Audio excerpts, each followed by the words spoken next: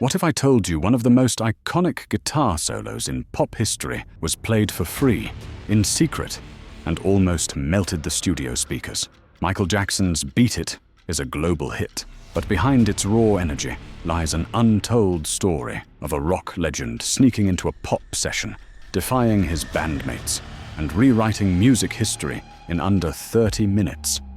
This is the secret behind Beat It, and why the man who made it possible was never even paid.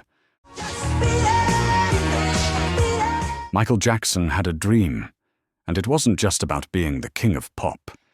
But I formed a personality that's me, and I can't get away from that. He wanted to change the music world, not just dominate it, but reinvent it. Off the Wall had already shown what he could do. You live it off the wall. But his next project needed to be bigger, more dangerous, more explosive. He didn't want to just appeal to R&B fans or disco kids anymore. He wanted to reach everyone.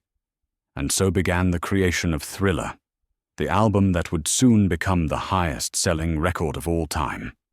But what most people don't realize is that Thriller wasn't just a collection of polished pop hits. It was a carefully engineered cultural bombshell. And at the heart of that bombshell was a single track that fused two musical worlds. That track was Beat It. But before it was a hit, Beat It was an experiment, one that needed a very specific ingredient to work. Quincy Jones, Jackson's legendary producer, had the vision. It was never about going in to see if I can make a record that everybody's going to like. That's what you go for, is touch your heart. And you touch your heart, it's going to touch somebody else's heart. He knew that if Michael wanted to reach the rock crowd, he couldn't just fake it. He needed authenticity. He needed fire. He needed someone who lived that sound. He needed Eddie Van Halen. At the time, Van Halen was already a legend. Known for his wild stage antics, technical mastery, and unmistakable tone, Eddie had carved out a place as one of the greatest guitarists of the era. Songs like Eruption, Ain't Talkin' 'Bout Love, and Runnin' with the Devil had made Van Halen a household name among rock fans, especially guitar nerds. But a collaboration between Eddie and Michael Jackson? That sounded impossible. Quincy wasn't afraid of bold moves, so he picked up the phone and made a call. Now imagine being Eddie Van Halen that day. The phone rings. "Hey Eddie, Quincy Jones here. We're working on a new Michael Jackson album, and we'd love for you to come play a guitar solo." He called me up, and I was out in the back of the studio, and I picked up the phone. And Most people would have laughed it off. In fact, Eddie did just that. He thought it was a prank, but Quincy was dead serious. So, one afternoon, Eddie showed up at the Westlake Recording Studios in Los Angeles. Just him, his guitar, and a tiny amp. Michael Jackson wasn't there. Quincy wasn't even there. Eddie was handed the track and asked what he thought. He listened. Then he paused and said something no one expected. "Can I change a few things?" The engineers were stunned. This was Michael Jackson's song.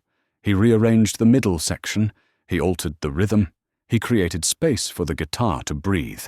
Then he hit record. What happened next has become the stuff of legend. 1 take, 2 takes, that's all it took. And as it played back, one of the speakers in the control room literally blew out. Smoke, sparks, a burnt tweeter. The engineer turned to Eddie and said, "I think that means it's good." Eddie just smiled, packed up his amp, and walked out. When Eddie Van Halen laid down that solo for Beat It, he thought it would be a fun side project, a creative detour, and then he'd go right back to his day job, headlining massive arenas with Van Halen. He didn't expect it to ripple through the music industry like a sonic boom. MTV, which had been resistant to airing videos from black artists, now had a problem. Beat It was too good to ignore. Its music video was cinematic, full of tension, gang choreography, and attitude, And that solo, even though Eddie didn't appear in the video, gave the track a credibility that rock-leaning viewers respected. The song rocketed to the top of the charts. It went platinum. It won Grammys. And the winner is Michael Jackson. But most importantly, it helped solidify Thriller as not just a great pop record, but a cultural statement. It changed the sonic landscape. Prince, Madonna, even Lionel Richie. They all began incorporating rock elements into their music. And here's the thing. Eddie Van Halen wasn't paid for it. He did it for free. Whenever journalists asked why, he'd say, "Michael was a nice guy.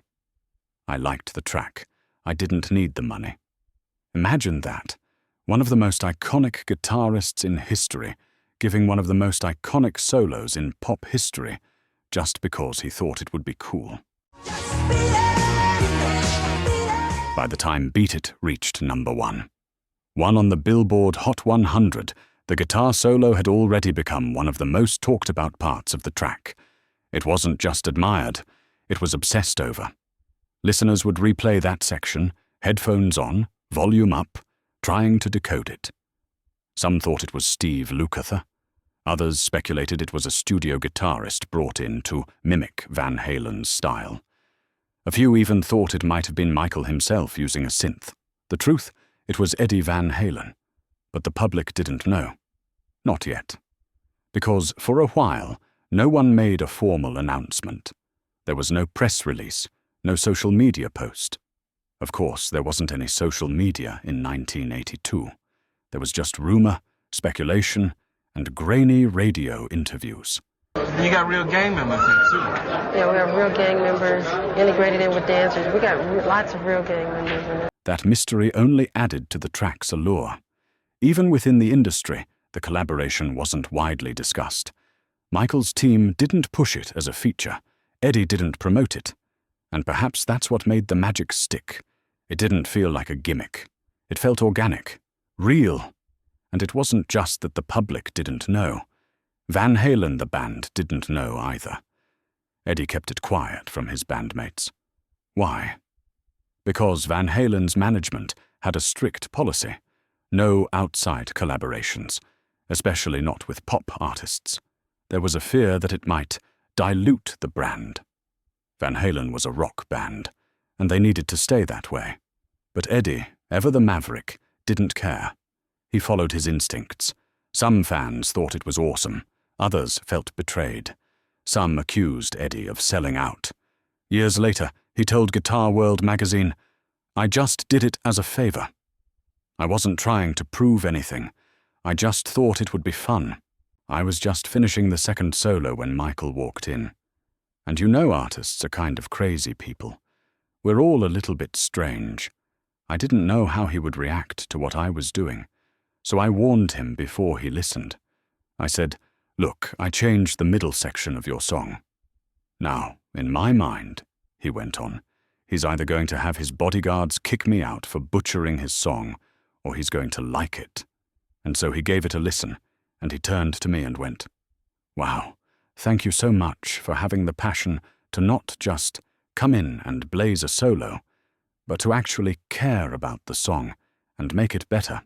And while the guitar world debated, Michael kept moving. He wasn't interested in arguments about purity or crossover. He wanted results, and Beat It had delivered them. Behind the scenes, though, something interesting happened. Other guitarists began to see what Eddie had done, and they realized what was possible. And the next wave of guitarists, they walked right through. Think about Slash on Michael's "Give In to Me." Think about Tom Morello working with artists like Bruce Springsteen and The Streets. Think about Farrell collaborating with Daft Punk, Nile Rodgers, and guitar-driven bands. The blueprint had been created by Eddie Van Halen, and it started with a phone call from Quincy Jones. But here's the part that still surprises people today. He really never got paid. He just showed up, played 2 takes, and left. Let that sink in. The most iconic guitar solo in pop music was a freebie.